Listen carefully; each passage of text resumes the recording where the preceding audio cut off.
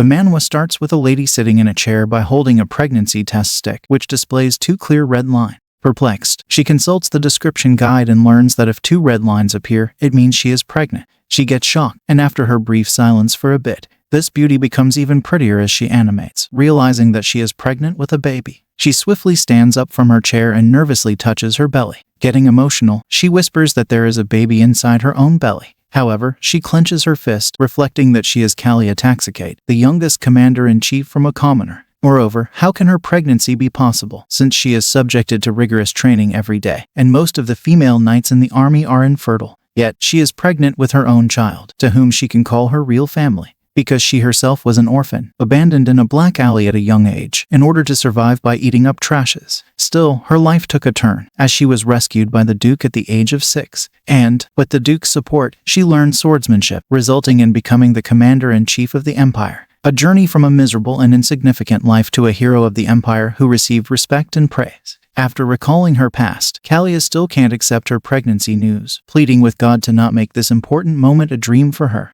And as Callia can't maintain her composure at knowing her pregnancy, she firstly bursts into a loud joy and then circles the very corners of the room, showcasing her different expressions of happiness. By coming to halt, she reminds herself to calm down, as her baby might get hurt due to her stupidness. She then swiftly lands on a sofa, muttering that she feels really good just at knowing that she is pregnant. Suddenly, the most important problem nags her mind, reminding that she still does not know the identity of her baby's father. However, she takes no time to find the only suspect for this, Shyman Terroan, the Duke of Mage of the Roxas Empire, a war hero who stands shoulder to shoulder with Callia. And he is the son of same Duke who saved her life when she was 6. On top of all this, he is her only best friend. Labeling herself a trash, she criticizes herself for getting pregnant with her best friend's child. But she halts her anger and affectionately calls her baby a sweetheart and requests the baby to forgive her, explaining that her mother has a foul mouth due to her frequent visits to battlefields. She gently rubs her hand above her belly and assures the baby that her mother will be careful in the future, since her baby is the most precious thing in the world for her, and she wants to treat the baby only in the best language.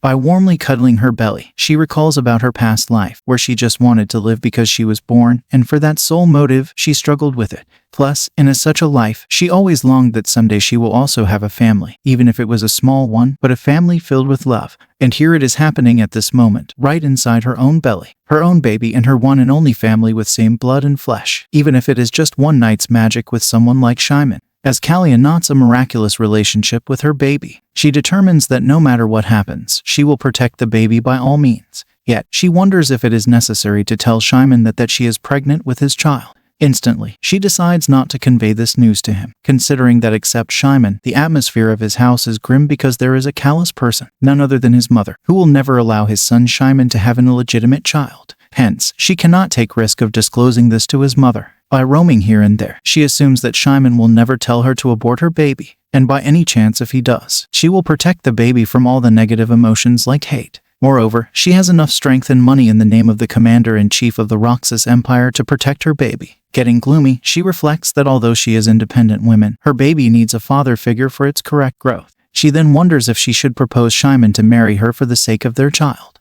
However, Callia gets a shiver just thinking of Shyman as her lawful husband, owing to the fact that she always considers their relationship as a sibling since they were young, a person to whom she sees as a drinking buddy to chat all night, that is all. And the last time they met, Shyman told her that his family is planning for his marriage. Plus, Callia already senses that Shyman have kept a lady in his heart for a long time, which was visible on his face that day. Hence, she cannot pressure him to marry her and to take the responsibility of her baby. Besides, if she ever heard from the Shyman's mouth to get rid of this child, even if he delivers a displeased expression at listening to her pregnancy, Callia will make sure that Shyman can never see the next morning from that moment. Despite him being clever and exceptional with magical powers, she will kill him by any means. Shocked, she halts her murdering plan and wonders how can she thinks about killing her only best friend. Plus, if she thinks in this way, she might mess up everything in order to keep her child safe. And if it's keep going this way, she has to choose her only one way, which is probably her retirement from the post of the commander-in-chief of the Roxas army. As some time passes, Callia is dressed up in her commander's uniforms, and by placing herself in front of the mirror, she grabs the golden button on her chest and recalls her past memory, where Shyman used to mock her for her inability to remember the importance of the golden button on her coat, which was used to store magic. He also teased her, questioning why she couldn't use her brain muscles to remember these things, which annoyed her very much that time.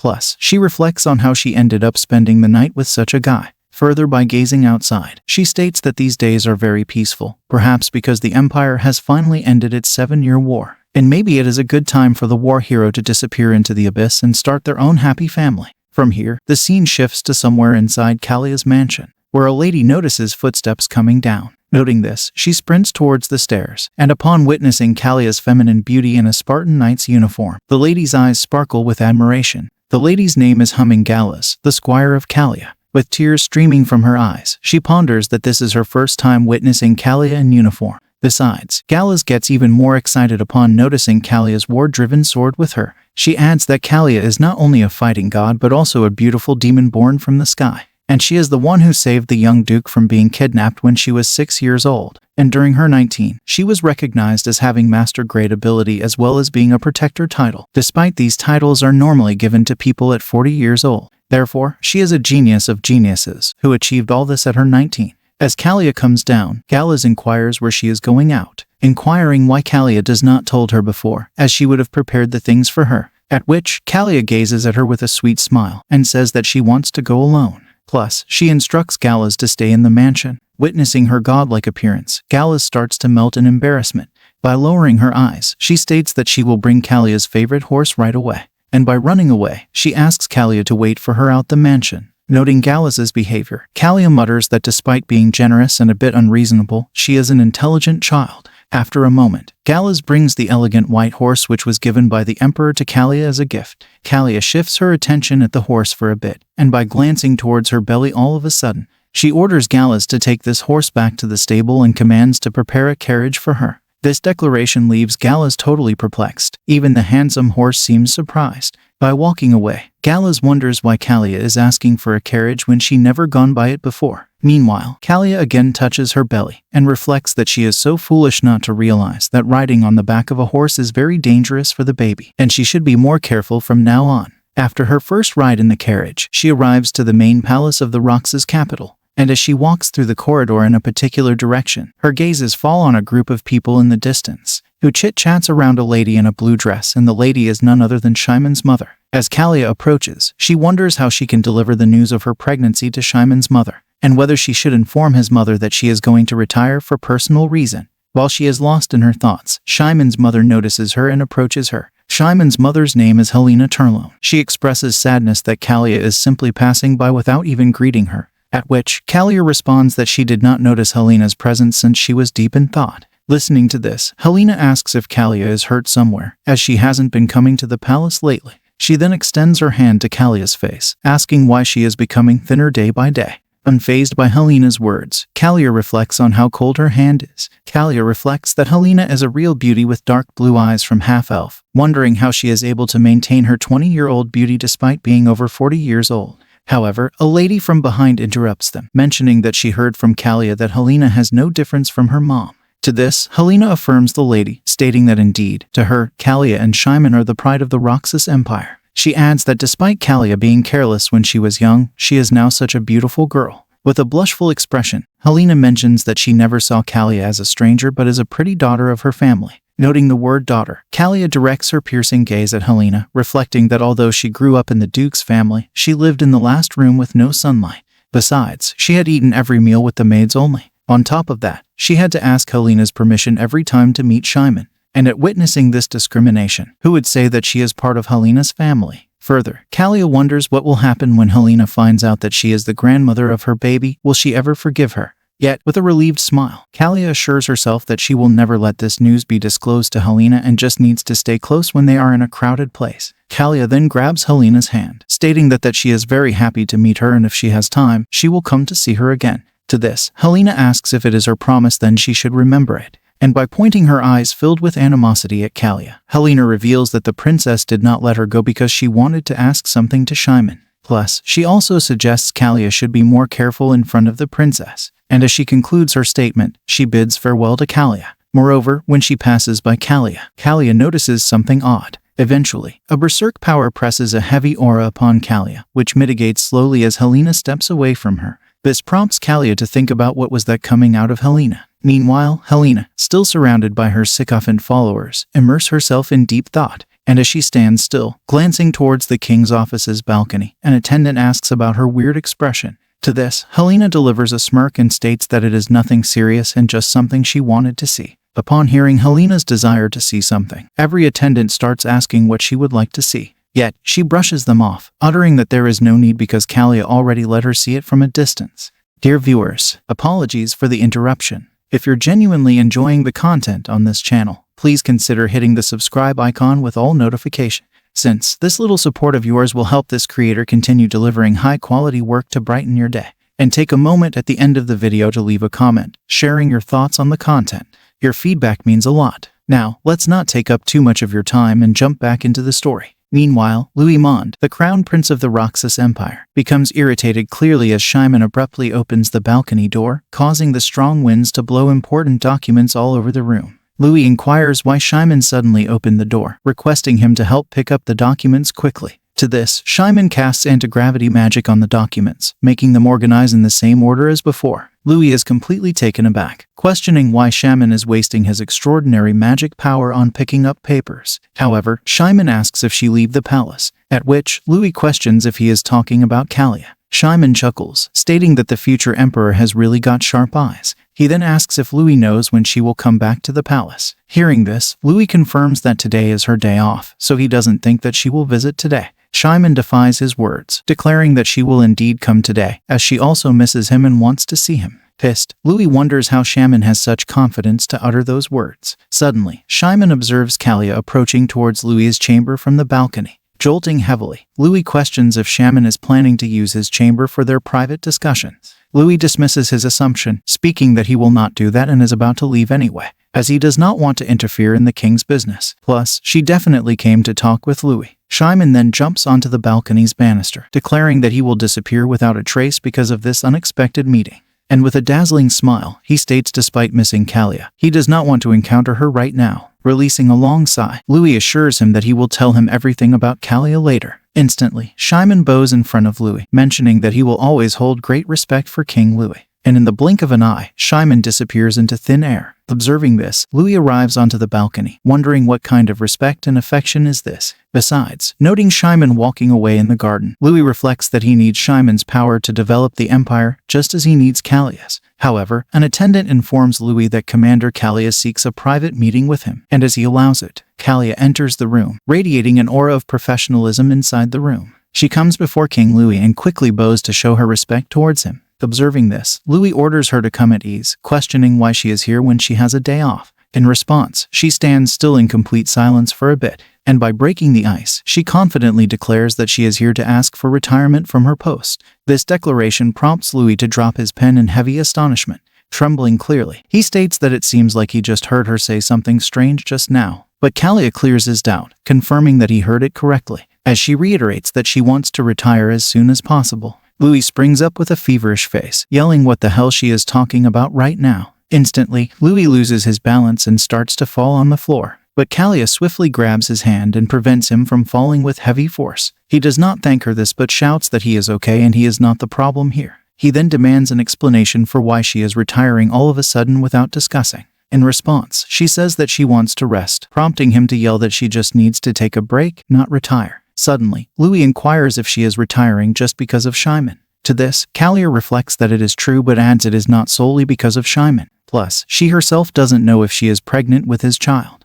Callia then expresses that she just needs some quiet time for herself, that's all. She adds that even if she is retiring, she will come back anytime when King Louis needs her. She promises him that she will not betray the country or the royal family, just that she is retiring. Moreover, delivering a clear flush on her cheeks, Callia expresses that she just wants to marry and wants to start her own family. Later, as Callia comes out of King Louis's chamber, she gazes toward the late evening sky and reflects that the rainy season is about to start with shorter days, and the Empire's wizard will have to do whatever it takes to minimize the damage and support everyone in the Empire with their magic. Hence, she has to leave the capital before the rainy season starts, because she has a lot to prepare, and the most important thing is to meet Shyman first. Instantly, Callia witnesses the aloof Shyman standing alone in the inner garden. She wonders how she ended up sleeping with Shyman, her one and only friend. From here, the scene shifts to 2 months back, where the commanders and the soldiers of the capital are celebrating their victory in the battle on the Mahathari Sea. Callia was also present, enjoying her wine alone in the corner. Instantly, her gazes observe Shyman leaning against a pillar, lost in his thoughts, and as he glances at her in return, he invites her to take a walk outside the palace. There, he inquires why she is drinking so much today and not in moderation, at which she responds that she did it just because she is so happy. Hearing this, Shyman informs her that she disrespected the commander-in-chief when she was drunk. He then offers her a glass of water to drink, prompting her to wonder when he brought the water. Later, as they come to the palace's lawn, Shyman suddenly grabs Callia's hand.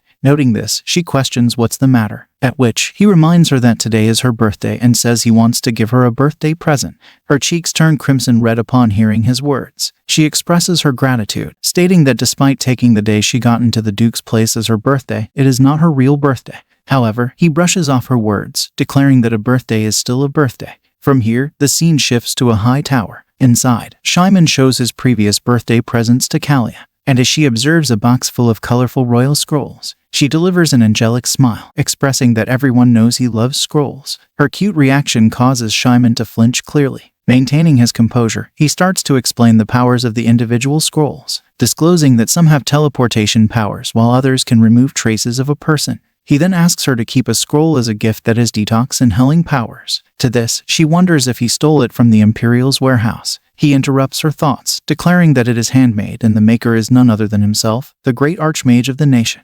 Besides, as Shaman's handsome face radiates a heavy, charming aura, Callia reflects that she can see why the ladies are going crazy all over him. Instantly, he touches her cheek, expressing that even if he is on the other side of the continent, he will be able to find her with his scrolls. However, Callia springs back all of a sudden and begins to rub her cheeks, asking if he has something to tell her. Noting her discomfort on his touch, he coldly calls her a dummy, adding that he really can't expect anything from her. And as she inquires why he called her a fool, he annoyingly informs her that it's been 5 years and she's still naive who can't understand his approaches. Callia doesn't understand Shyman's words and starts to leave the scene, but she suddenly notices a red sparkling scroll on the other desk. As she opens it, she finds that it is a scroll make someone fall in love, if that person has even a slight feeling for you. Nevertheless, Shyman jumps over Callia to get the scroll back, but she quickly hides the scroll behind her, causing him to flush heavily in nervousness. He requests her to give the scroll back, declaring it is very dangerous. Teasingly, she responds that she does not want to return it back. She then starts to jump like a monkey, asking why he can't try to get it if he wants it. Yet, as she observes that he is not taking the bait, she states that she was just messing around and wonders why he is so serious. She inquires what kind of scroll this is to be so dangerous. Noting Callia's persistence, Shyman reveals that it is a magic scroll that will make people fall in love if they have feelings for each other. Also, if it's confirmed that they both have feelings for each other, the scroll prompts them to kiss each other. And after they done kissing each other's lips, something more happen, and that is Devil's Tango. Callia quickly hides her lips with her hand, wondering why he is talking about the naughty things while looking at her lips. Nervous, she rebukes him, asking if he has some self-respect and how he can talk about those things with his friend and his comrade. She then quickly drinks a weird liquid and delivers a disgusting look. Observing this, Shyman bursts into laughter, informing her that the liquid she drank is a medicine for men. But before he can finish his statement, she drinks a whole glass of that medicine. He questions if she feels any weird sensations or has any weird thoughts, at which she throws the scroll on the floor, shouting at him to take his strange scroll back. Leaning down to pick up the scroll, he informs her that it will only work if two people really like each other. Otherwise, it would just be a useless scroll made of paper. Teasingly, Shyman states that Callia won't be bothered, as she does not have any feelings for him, right? This declaration causes her to wonder if he is trying to taunt her. Not wanting to stop, he mentions that he actually wants to test this scroll on someone just to find if it really works. But it seems like he has picked the wrong person, as Callia is a general with a heart made of rock. Enraged, she wonders if he wants a hard hit on his head. She reflects that he's always been playing with people like this since he was a kid. Plus, she was also deceived by him every time. She then confirms that she will not fall into his trap this time. Shyman interrupts her thoughts, asking if Callia likes him as a man. Suddenly, she springs up with a drastic change in her behavior. Noticing this, he assumes if she really like him, then why she is hesitating. Yelling loudly, she asks him to give the scroll back to her. And with a furious gaze, she declares that if he does not believe her, she will tear this scroll and prove to him that she does not like him. However, as soon as she tears the scroll, it starts to radiate a strange light that spreads in the room. And as Callia glances at Shyman, the strange magic begins to send naughty thoughts about him into her mind. Sensing this, she starts to rub her eyes heavily, wondering why he looks so different to her. Worried, he jumps towards her and inquires if something is wrong with her eyes. Meanwhile, her cheeks turn red heavily due to his slightest touch on her body. Instantly, she withdraws her hand from his grip. Moreover, she wonders why she wants to kiss him desperately and why she feels like she is going crazy. Not only this, she also wants to touch him until she leaves red handprints on his skin. Callia then attempts to take her leave before things escalate. Yet, Shyman prevents her from doing this, requesting her to listen his words for a bit. Unable to maintain her composure any longer, she begs with him to let go of her hand. And as he releases her hand from his grip, she declares that she just wants to go back to her mansion for today. She then gears herself at her horse, warning him to stop his weird actions from this moment. Finally, she takes her leave from the scene, as well as from his side. However, Callia gets a second thought, wondering why she still remembers his soft lips. Suddenly, she halts the pace of her horse and calls Shyman's name out of nowhere. Perplexed, Shyman wonders why she jumps off the horse and approaching him. But before he can ask her what is wrong with her, Callia quickly clenches Shyman's t-shirt, commanding him to deactivate the scroll right now. In response, he informs her that he is unable to detox the scroll's power. Pissed, Callia lands an abrupt kiss on Shyman's lips, declaring that she is not doing this just because she likes him or something,